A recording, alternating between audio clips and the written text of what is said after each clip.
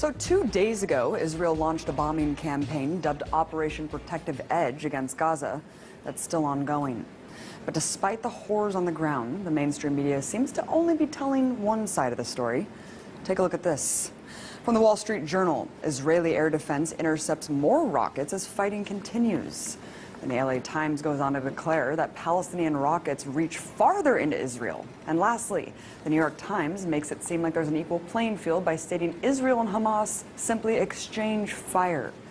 Well, I guess I really can't expect more from a media apparatus that essentially works as stenographers for the U.S. government. Let's take a listen to what the issue is being framed by the White House. We strongly condemn the continuing rocket fire into Israel and the deliberate targeting of civilians by terrorist organizations in Gaza. No country can accept rocket fire aimed at civilians, and we support Israel's right to defend itself against these vicious attacks.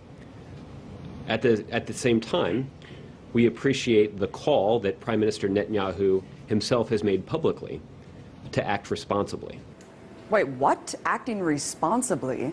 I must be in the twilight zone, because to me, the collective punishment of an entire population is the opposite of responsible. So, what's the reality on the ground?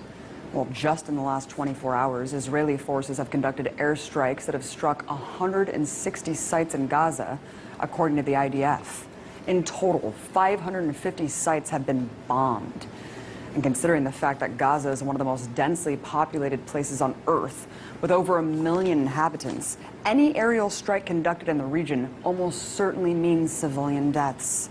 In fact, at the time of this broadcast, the strikes have killed at least 53 Palestinians, including 8 children and an 80-year-old woman. According to the Palestinian Minister of Public Works and Housing, at least 50 homes have been destroyed so far and 1,700 damaged.